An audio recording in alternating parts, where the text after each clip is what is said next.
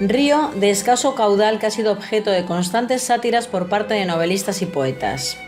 Francisco de Quevedo decía así en uno de sus poemas: Manzanares, Manzanares, arroyo aprendiz de río.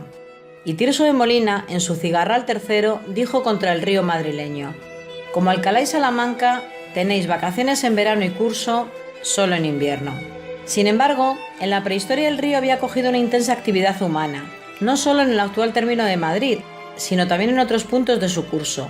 Existen yacimientos arqueológicos que evidencian la presencia de pobladores en sus terrazas fluviales, desde la época paleolítica. El río Manzanares, a pesar de su escasa relevancia geográfica, ha tenido una gran importancia histórica, fruto de su estrecha relación con Madrid. De hecho, la ciudad surge como una fortaleza musulmana en el siglo IX, para defender el camino fluvial existente junto al río, amenazado por el avance de los reinos cristianos durante la Reconquista. El Manzanares tiene una longitud de 92 kilómetros. Es afluente del Jarama y este a su vez desemboca en el Tajo. Así, sus aguas llegan hasta el Océano Atlántico. El río discurre íntegramente por la Comunidad de Madrid. Nace en el manantial Hurtado, a más de 2.200 metros de altitud en la Sierra de Guadarrama, en el ventisquero de la Condesa. Tras un primer tramo de bajada por prados, empiezan a unirse al arroyo otros riachuelos, destacando el de Valdemartín. Discurre por la Pedriza y enseguida empiezan a aparecer las primeras pozas, siendo la más importante la Charca Verde, así como los saltos de agua y chorros del Manzanares, que serán una de las constantes hasta llegar al embalse de Santillán.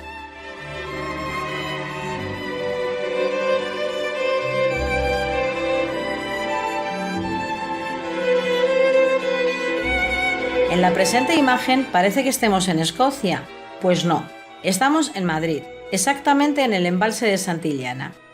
En 1907 Alfonso XIII inauguró el embalse, construido sobre el cauce del río Manzanares, y en 1969 se retoma la construcción de la presa nueva, elevando en 5 metros su altura, con lo que se consiguió duplicar su capacidad. Fue durante la ejecución de esta obra cuando los arquitectos diseñaron una torre de estilo gótico plateresco, que sirviese de anticipo al castillo medieval que se encuentra al otro lado del embalse. El castillo de Manzanares el Real, conocido también como el Castillo de los Mendoza, es un palacio fortaleza de origen bajomedieval. El cauce medio del río va desde el embalse de Santillana hasta el embalse del Pardo. Es ahí donde recibe los arroyos de la Manina y Trufa. También, y pertenecientes al paraje del Pardo, son afluentes del Manzanares los arroyos de la Nava, de Tejada y de la Zarzuela. Y el cauce bajo del río discurre desde el Pardo hasta su desembocadura en el río Jarama. Como afluentes del río en este tramo no podemos olvidarnos de los siguientes. En el casco urbano de la ciudad de Madrid, los arroyos Meaques, Abroñigal y Butarque. Y finalmente, antes de llegar al río Jarama, recibe al arroyo Culebro. Son numerosos los pasos que hay para cruzar el río, tanto en superficie como subterráneos, pues los hay de vehículos, de ferrocarril y exclusivamente peatonales. Si comenzamos por el Pardo, el puente de Capuchinos es uno de los puentes más desconocidos de la ciudad de Madrid. Su ubicación periférica en el Pardo, en un enclave dominado por la vegetación de ribera, dificulta enormemente su visibilidad, lo que ha contribuido a su olvido. Aunque el puente original fue diseñado por el arquitecto Francesco Sabatini, la estructura que ha llegado hasta nosotros data del segundo tercio del siglo XX. Unos kilómetros más abajo, el puente de los franceses, viaducto ferroviario sobre el Manzanares. Se realizó entre los años 1860 y 1862. El puente debe su nombre a la nacionalidad de los ingenieros que idearon el proyecto, de origen francés, apelativo que siglo y medio después se sigue utilizando. El puente de la Reina Victoria, conocido popularmente como Puente de la Reina.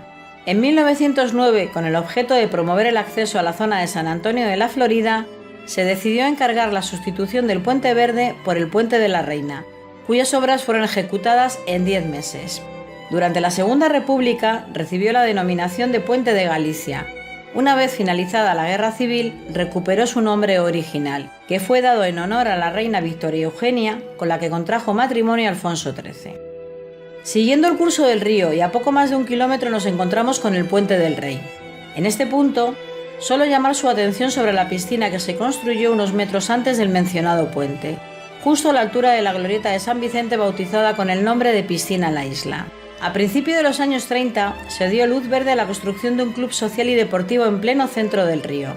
Unas instalaciones más que completas: 2 piscinas, gimnasio, restaurante, cafetería y hasta sala de fiestas.